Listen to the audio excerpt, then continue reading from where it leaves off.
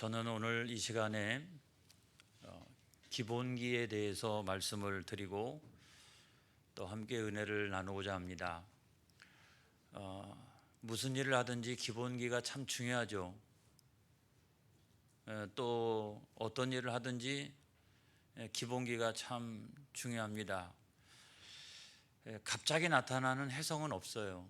사람들은 운을 바라고 요행을 바라지만 어느 날 갑자기 나타나는 그런 혜성은 없는 거죠.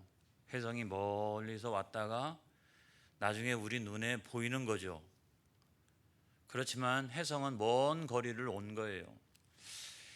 여러분, 1962년도에 서산에서 태어나서 축구를 무지무지하게 좋아하는 어떤 소년이 있었습니다. 이 소년은 축구가 제일 좋았어요. 그리고 축구만 하면 그렇게 행복했습니다. 중학교 때 춘천으로 전학을 가고 또 고등학교를 춘천고등학교를 나오고 나중에는 명지대학교에 진학을 해서 그가 축구 선수로 명지대학교가 아주 유명한 명문의 학교가 되도록 하는 데 큰 기여를 했습니다. 군대 갈 때가 되어서 상무에 입단을 했고 상무에서도 최전방 공격수로 역할을 맡았습니다. 그리고 얼마나 잘 나갔느냐 하면 1986년도에 23세 이하 브라질을 순회하는 우리나라 그를 대표하는 어떤 축구 선수, 그러니까 국가대표라고 이야기할 수는 없지만 아무튼 23세 이하 브라질 여기저기 다니면서 축구를 하는 그 대표 선수를 뽑는데 거기에도 뽑혔어요. 그러니까 그가 얼마나 촉망받는 축구 선수였는지를 우리가 알 수가 있습니다. 그럼에도 불구하고 그는 1988년도에 큰 부상을 당하게 됩니다. 그래도 우리가 잘 아는 박종환 감독이라고 하는 분이 눈여겨보았다가 일화 프로축구단에 그를 조커로 사용을 합니다. 그러니까 이 조커라고 하는 말은 뭐냐면 대체한다 이런 말이죠. 그러니까 이 정규 선수들이 막 뛸 때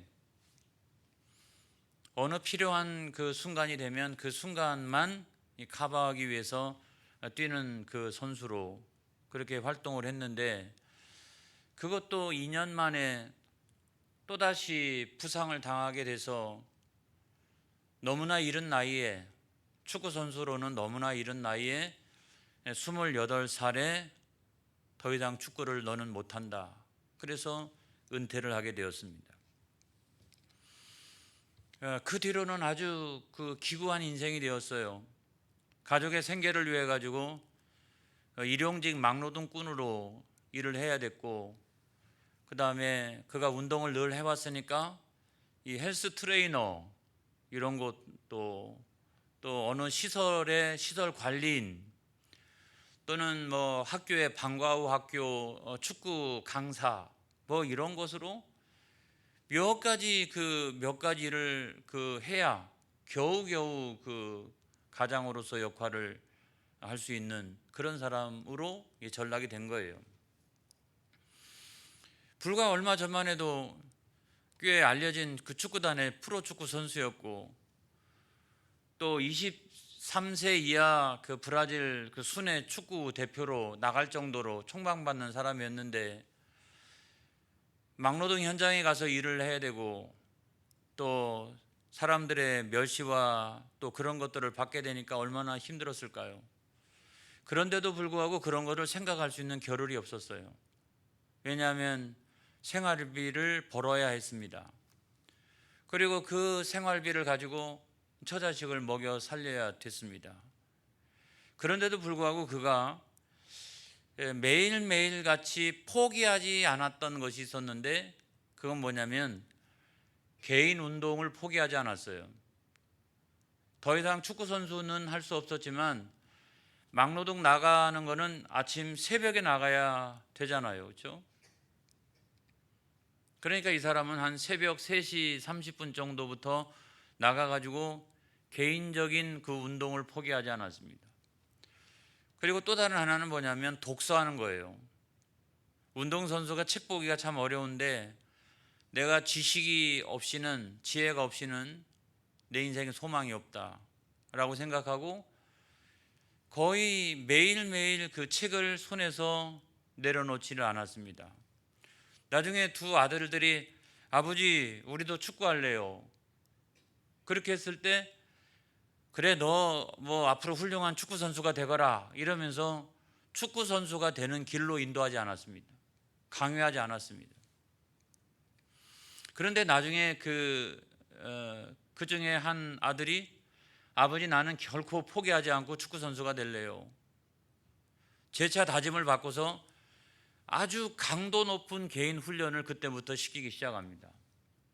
그게 뭐냐면 기본기 훈련이었어요. 기본기 훈련. 자기가 한때는 잘 나가는 그 프로 축구 선수였고 또 국가에서도 총망받는 선수였는데 자기가 자기를 잘 알잖아요. 자기는 달리기를 잘했던 거예요. 축구를 너무너무 좋아했지만 그래서 그냥 죽기 살기로 열심히 운동장에 풀어놓으면 열심히 그냥 뛰는 거예요. 자기 힘을 다하여 뛰는 거예요. 그러다가 몸이 망가지기 시작을 하는 거예요. 그런데도 생각해 보면 한 선수 한 선수를 이렇게 제치고 갈 수 있는 그런 기본기가 자기에게 없다는 사실을 너무너무나 잘 알고 있었습니다. 그래서 자기 아들한테는 7년 동안을 슈팅을 못하도록 했다고 그럽니다. 7년 동안에는.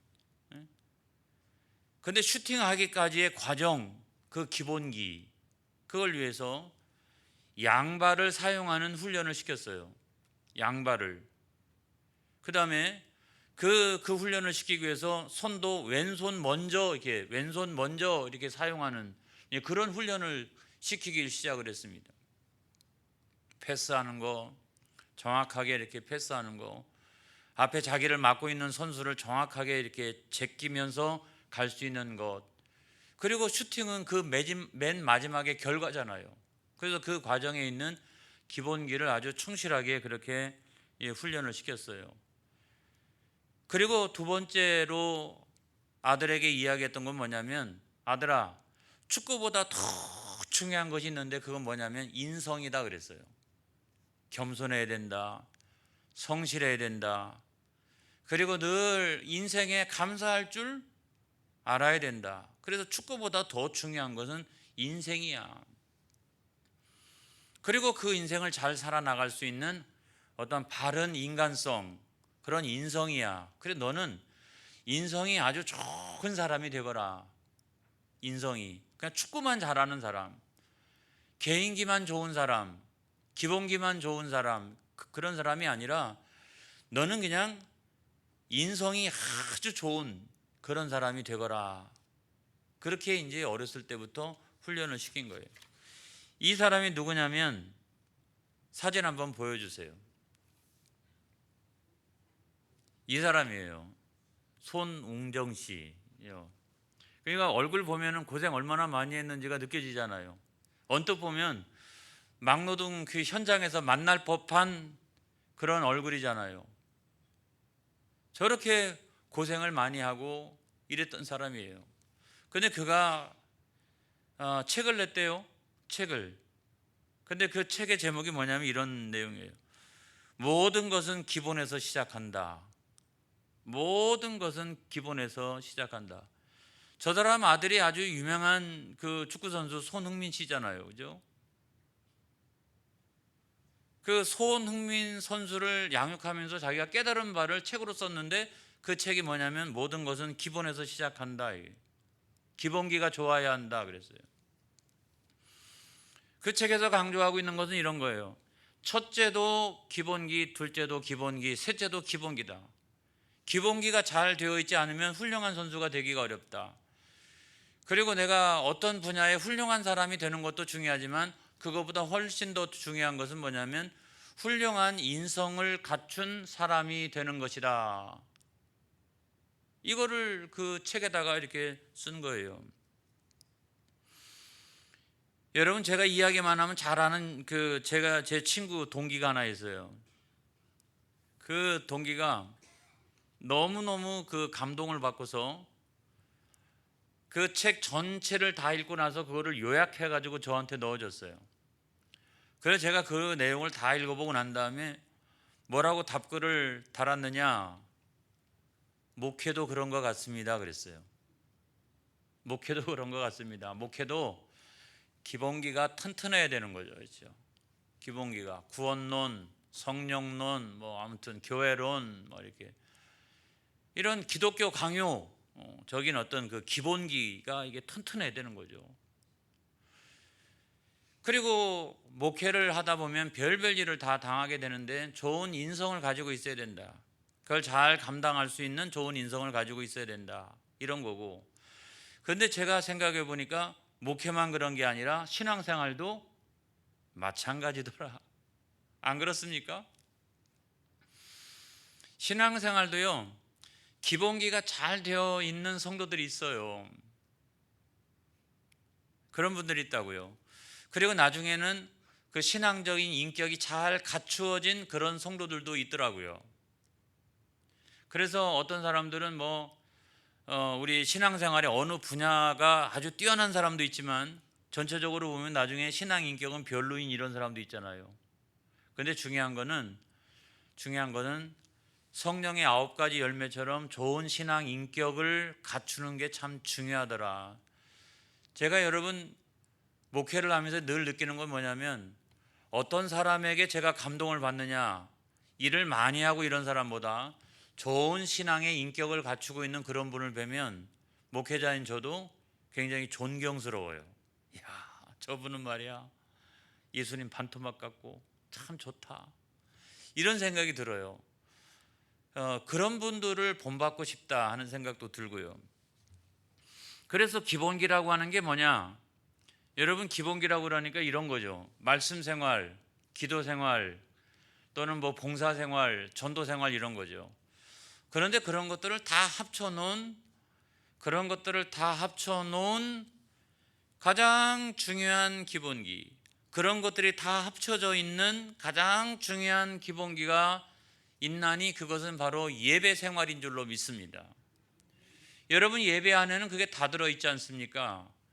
그래서 단순히 교회 안에서의 예배 생활뿐만 아니라 나가서 산제사라고 말씀하셨으니 내가 나가서도 내 예배 생활이 이 가정에서나 사회적으로도 이렇게 실천되어지는 예배 생활, 할렐루야, 그런 예배 생활의 기본이 잘 갖춰져 있는 사람은 어떠한 상황과 어떠한 형편에서도 절대로 그 사람은 흔들리지 않습니다.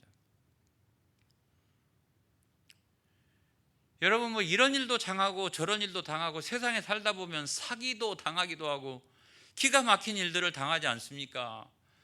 그런데 거기에 절대로 굴하지 않을 수 있는 건 뭐냐면 이 신앙생활의 기본기가 딱 잡혀 있어야 되는 거예요. 그게 뭐냐면 예배 생활이라는 거예요. 그래서 히브리서 11장 6절에 있는 말씀을 보겠습니다. 시작. 믿음이 없이는 하나님을 기쁘시게 하지 못하나니 하나님께 나아가는 자는 반드시 그가 계신 것과 또한 그가 자기를 찾는 자들에게 상 주시는 이심을 믿어야 할지니라. 하나님 앞에 나아간다라고 하는 말은 무슨 말인가요? 하나님 앞에 우리가 예배하러 나가는 거예요. 그 예배하러 나가는 사람은 하나님 살아계시는 것과 내가 하나님 앞에 잘 예배드리면 하나님은 나를 상 주시는 하나님, 은혜 주시는 하나님, 그런 하나님을 내가 믿으면서 예배의 자리로 나가게 되는 줄로 믿습니다. 그러니까 이런 일 당하고 저런 일을 당해도 예배 생활에 구부러짐이 없는 거예요. 아니, 억울한 일을 당하면 예배하러 나와야죠. 예배하러 나와서 하나님 살아계신 걸 내가 믿는다면, 하나님 살아계심을 내가 믿고 하나님은 상 주시는 하나님이심을 내가 믿습니다. 할렐루야. 나는 그런 하나님을 찬양하고 하나님을 영광 올려드립니다. 여러분, 그 순간에 모든 문제들이 해결되어지는 놀라운 역사들이 일어나는 거예요. 이걸 믿으시기 바랍니다. 그래서 하나님 앞에 나아가는 자는 하나님 반드시 살아계신 거, 하나님 나에게 상 주시는 하나님, 그걸 여러분 믿어야 되는 거예요. 그러니까 다시 일어날 수 있는 힘을 예배 중에 얻게 되는 거예요. 이걸 믿으시기를 바랍니다. 그 다음에 이제 이런 사람들이 점점 있잖아요. 교회 안에도 주목받기 시작합니다. 하나님께 쓰임받는 사람은 누구냐면 그런 예배의 기본기가 잘 되어 있는 사람이 하나님 앞에 쓰임받아야 합니다. 그래야 교회가 흔들림이 없습니다. 그리고 예배 생활이 잘 갖춰져 있는 사람은 나중에 위대한 인생을 살아갈 가능성이 큽니다. 예배의 기본기가 갖춰져 있다고 해서 다 위대한 사람이 되는 건 아니지만 그런 사람은 거의 그런 사람들은 인생에서 실패하지 않습니다. 그리고 그런 사람들 가운데 위대한 인물들이 많이 나온다고요. 아브라함 링컨의 예배 생활 이야기, 지미 카터의 이야기, 그 다음에 우리가 잘 아는 석유왕 록펠러의 이야기, 강철왕 카네기의 이야기, 그런 거 다 얘기 들어보면 11조를 강조하기도 하고 합니다만은 전체적으로 보면 뭡니까? 예배 생활의 기본기가 아주 잘 갖춰진 사람이라는 거예요. 그러니까 이런 사람들이 위대한 사역을 감당하고 또한 하나님의 영광을 전 세계에 드러내는 그런 위대한 인생을 살아가게 되는 것을 여러분 믿으시기 바랍니다. 그래서 예배 생활의 기본기만 잘 갖춰 있어도 기본적으로 인생 실패하지 않는다. 할렐루야. 절대로 실패하지 않는다.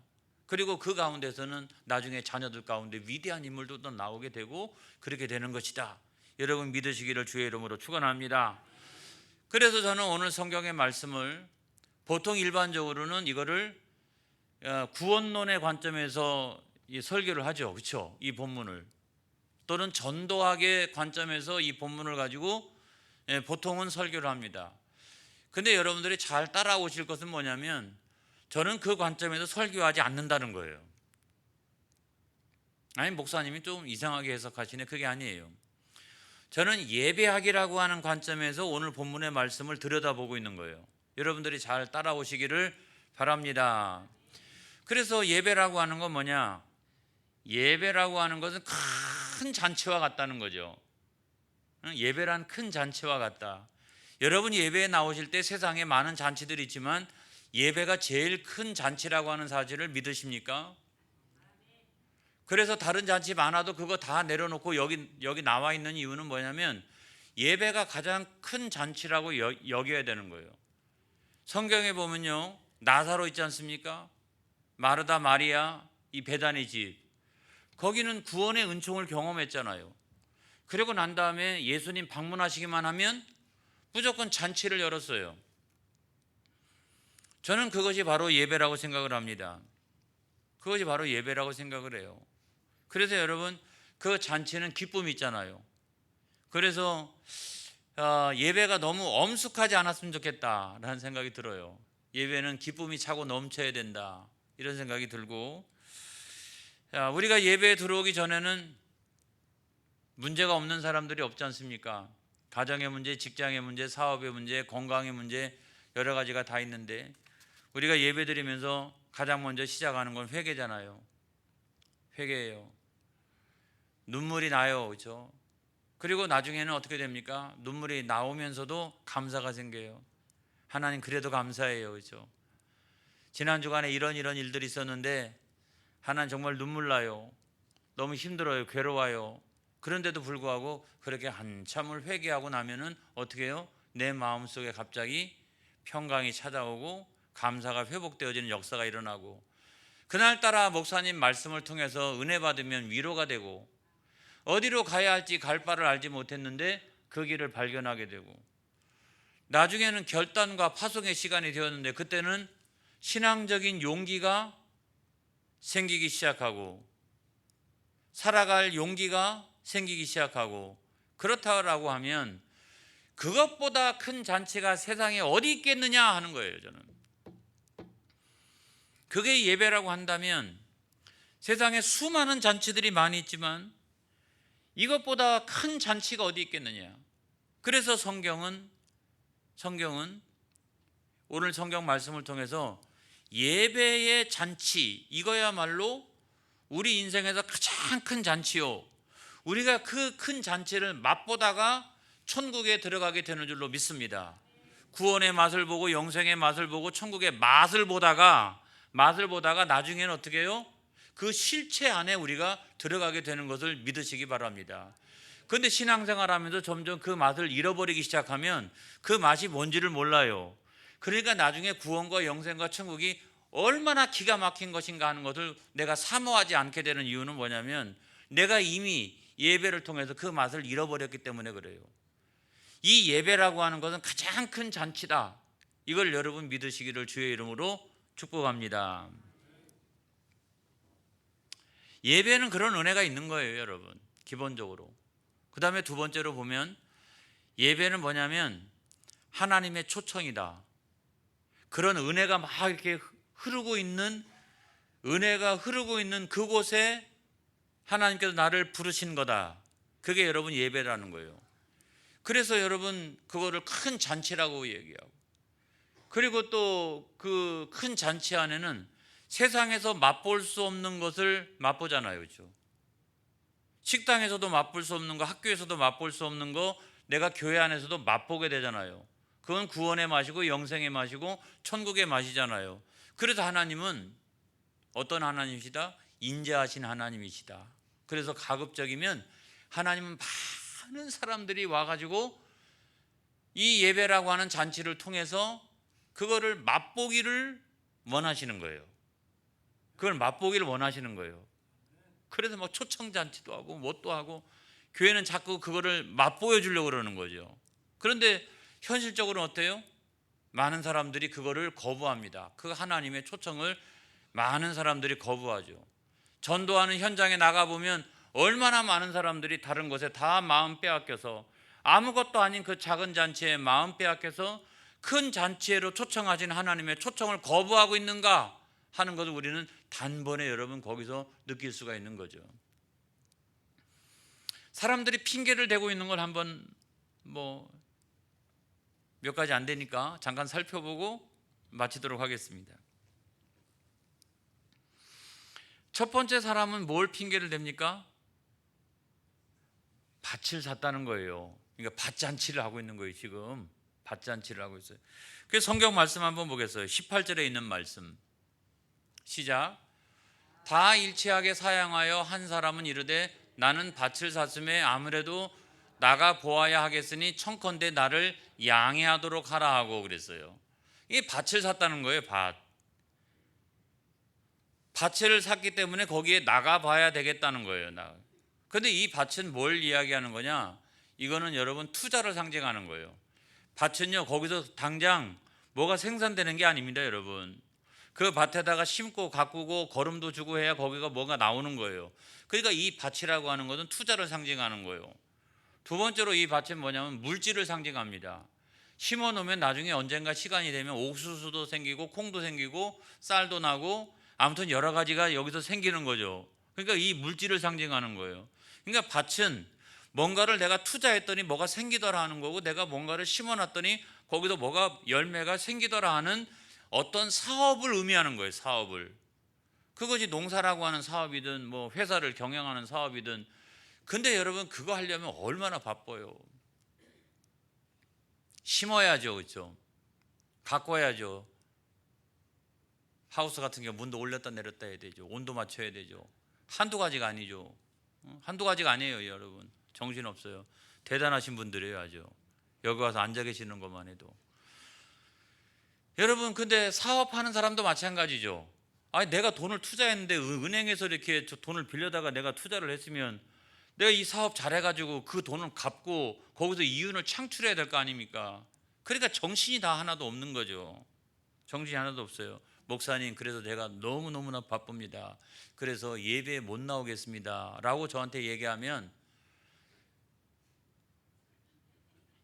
여러분들이 저를 볼 때 제가 아주 선하게 생겼잖아요. 그렇죠? 그래서 막 그 상황을 알고 있기 때문에 속으로는 그렇게 생각하지 않더라도 그렇습니까? 그러면 그 다음 주에 잘 나오세요. 그렇게 이야기를 합니다. 근데 여러분 우리가 가만히 생각을 해봐야 될 건 뭐냐면 이 밭잔치가 크냐 이 예배 잔치가 크냐? 이걸 생각해 보면 뭐가 크냐? 예배 잔치가 훨씬 더 큰 거예요. 그건 제가 여러분들에게 드릴 수 있는 게 아니라 여기는 아무리 심고 여기는 아무리 가꾸고 여기는 아무리 거름 주고 내가 아무리 투자하고 여기서 어떤 뭐 이윤을 창출한다 할지라도 예배 잔치에서 얻을 수 있는 걸 절대로 여기서는 얻을 수 없다고요. 그러니까 이것이 뭐가 더 크냐라고 얘기하면 성경은 명백하게 예배의 잔치가 훨씬 더 큰 잔치다, 이걸 우리들에게 말씀해 주고 있어요. 제가 드리는 말씀이 아니라 성경이 그래요. 여러분, 마태복음 6장 33절에 있는 말씀 보겠어요. 시작. 그런즉 너희는 먼저 그의 나라와 그의 의를 구하라. 그리하면 이 모든 것이 너희에게 더하시리라. 그렇죠. 그래서 그의 나라와 그의 의가 먼저이고 그 다음에 그 나머지는 하나님께서 작은 잔치들은 내가 이것을 너희에게 더하여 주시리라, 이거를 말씀하고 있잖아요. 이게 뭐가 더 큰 잔치인지를 우리가 손으로 빼앗기면 나중에 여러분 큰일 나요. 여러분 큰일 나. 그 다음에 두 번째 사람 한번 볼까요? 두 번째 사람은 뭐예요? 소를 샀다는 거예요. 소를 샀어요. 이 사람은 소잔치예요. 소잔치. 제 표현이에요 그냥. 자, 19절에 있는 말씀 한번 보겠습니다. 시작. 또 한 사람은 이르되 나는 소 5 겨리를 샀으며 시험하러 가니 청컨대 나를 양해하도록 하라 그랬어요. 자꾸 양해 좀 해달래요. 목사님이 이해 좀 해달래요. 이해 좀. 근데 이 사람 제가 지금 이해하려고 지금 보고 있는 거예요. 소 5 겨리는 쌍을 말하는 거거든요. 그러니까 한꺼번에 소를 10마리를 샀대요. 오늘날도 여러분 소 한 마리가 얼마나 비싼데요. 그런데 소 10마리를 샀어요. 이거는 굉장히 놀라운 재산의 증식을 말하는 거예요.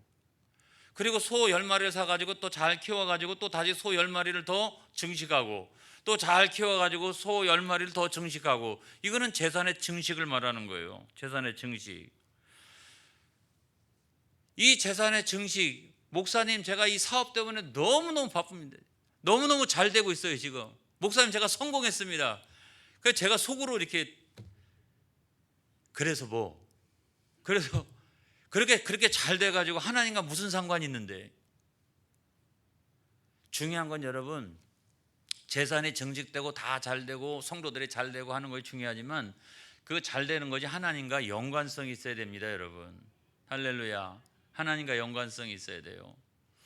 그래서 이것도 생각을 해보세요.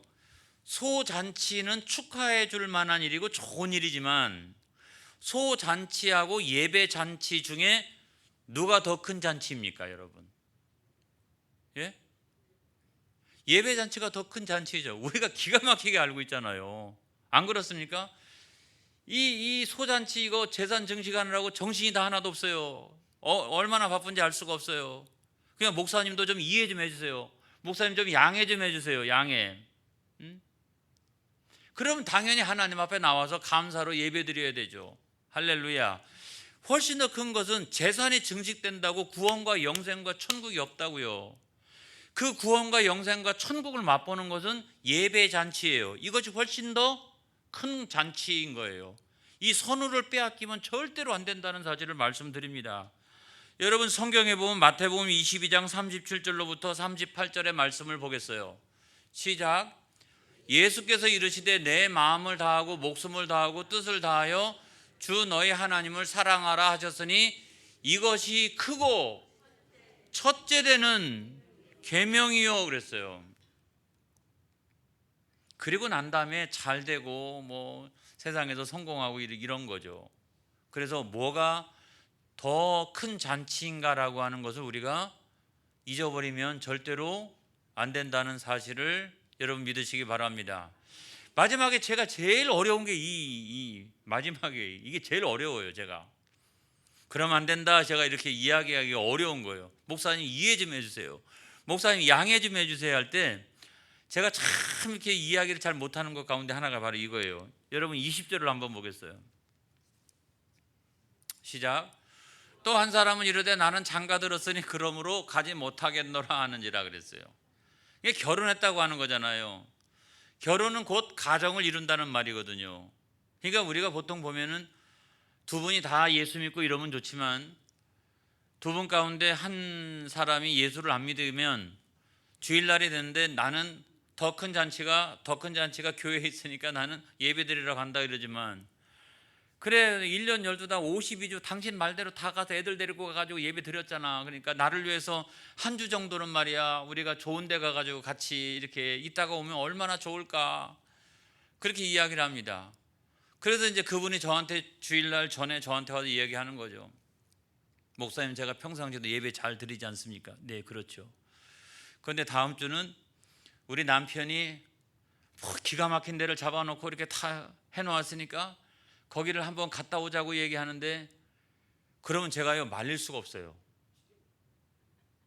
그럼 제가 말릴 수가 없어요. 왜냐하면 그분 신앙생활 잘하는 분이고, 그런데 가끔 한 번씩 이렇게 나갔다 오겠다는데, 그리고 가정의 평화, 가정의 행복을 위하여. 근데 문제는 뭐냐면 그 한 번 한 번이 나중에 조금씩 달라지기 시작합니다. 어떻게 달라지느냐? 이것이 가정의 잔치와 예배의 잔치 가운데 뭐가 더 큰 잔치냐라고 할 때 당연히 목사님 예배 잔치가 더 크죠 그래요. 그러다가 좀 시간이 지나면 한 번이 한 5번쯤 되고 5번이 한 10번쯤 되기 시작하고, 나중에는 이것이 기울기 시작해서 뭐가 더 큰 잔치냐면 이 사람에게 있어서는 예배의 잔치보다 가정의 잔치가 훨씬 더 크기 시작합니다.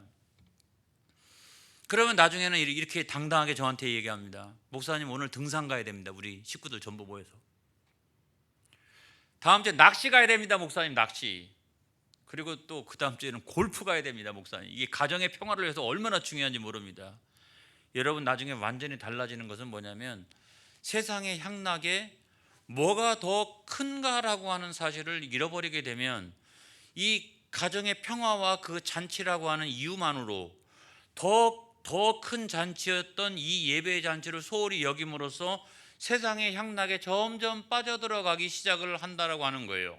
그게 돌이킬 수 없는 것이 되어진다는 거예요. 그래서 저는 오늘 설교의 말씀을 정리하려고 합니다. 중요한 것은 뭐냐면 예배 잔치가 가장 세상에서는 큰 잔치다. 할렐루야. 예배 잔치가 가장 큰 잔치다. 중요한 것은 어떤 거냐면 그 예배의 잔치에 하나님 초청하시니 거기에 응하는 사람이 되는 것이 중요하다. 여러분, 이것을 믿으시기 바랍니다. 오늘 이 저녁에도 누가 중요하냐? 여러분들이 중요합니다. 오늘 이 저녁에도 여러분들이 나와 계시는 여러분들은 예배 잔치를 선택하신 거예요. 이걸 믿으시기를 바라요. 자, 마지막으로 21절의 말씀을 한번 보겠습니다. 21절 시작. 종이 돌아와 주인에게 그대로 고하니 이에 집주인이 노하여 그 종에게 이르되 빨리 시내의 거리와 골목으로 나가서 가난한 자들과 몸 불편한 자들과 맹인들과 저는 자들을 데려오라 하니라 그랬어요. 이들은 초청에 응했을까요? 안 응했을까요? 응했죠. 중요한 것은 하나님에게서 있어서 중요한 것은 하나님이 예배로 초청하는 그 초청에 응답하는 사람이, 그 사람이 장애를 가진 사람이든 그 사람이 가난한 사람이든 그 사람이 사회적으로 인정을 받지 못하는 사람이든 할 것 없이 하나님에게 있어서 중요한 것은 하나님 큰 잔치를 배설해 놓으셨는데 거기에 응답하고 나오는 사람이 가장 중요한 사람입니다, 여러분. 할렐루야. 그리고 이 사람들은 나중에 잘 될 거예요. 그걸 믿으시기를 바랍니다. 그래서 우리에게 있어서 가장 중요한 거 바로 예배로 초청하시는 그 하나님의 초청에 응하는 저와 여러분이 되어지기를 주의 이름으로 축복합니다. 할렐루야. 기도하겠습니다.